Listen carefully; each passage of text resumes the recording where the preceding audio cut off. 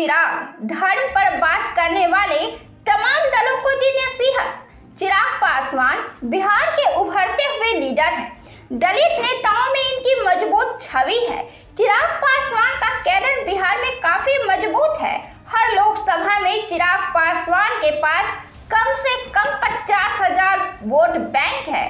20 लोकसभा में तो वे 1 लाख वोटों को इधर से उधर करने का दम रखते हैं। चिराग पासवान बिहार के भावी नेता हैं।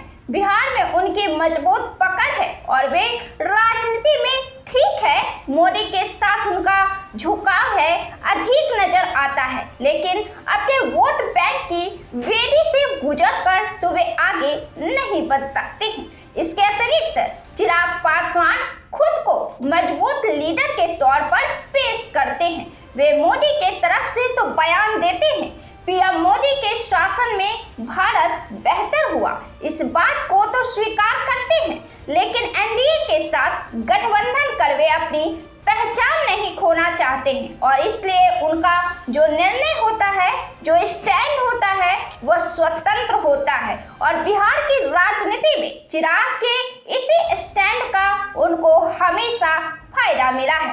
खासकर पिछले लोकसभा चुनाव में भले ही मोदी और चिराग के संबंध बड़े मधुर हो, लेकिन अगर चिराग के वोट बैंक मजबूत नहीं होते तो कभी भी वे एनडीए का हिस्सा नहीं बन पाते और उन्हें इतनी आसानी से 5 सीटें हासिल भी नहीं हो पाती। तो चिराग पासवान अपने बेबाक बयानों के लिए भी अपने एक खास वर्ग पर अपनी मजबूत पकड़ रखते हैं। अब चिराग पासवान ने धर्म के मामले पर खुल्लम खुल्ला नसीहत दे डाली है। धर्म की बात तो बीजेपी पार्टी करती है अधिकतर मौके पर, लेकिन चिराग पासवान ने बिना इधर उधर सर घुमाए सीधी चेतावनी दे डाली है। धर्म और राजनीति पर यूं तो धर्म आस्था का विषय रहा है, लेकिन महात्मा गांधी हो या अंबेडकर सभी राजनीति में आध्यात्मिकतावाद के समर्थन में रहे हैं। राजनीति में अध्यात्म का समावेश होना जरूरी है, यानी उनका यहाँ आध्यात्मिकता का अर्थ नैतिकतावाद और मानवतावाद से है। अब चिराग पासवान ने साफ कहा है कि मुद्दे पर बात होनी चाहिए, धर्म पर कोई बात ही नहीं होनी चाहिए। यह बिल्कुल अनर्गल बात है, इसका कोई तुक नहीं है, कोई मतलब नहीं है।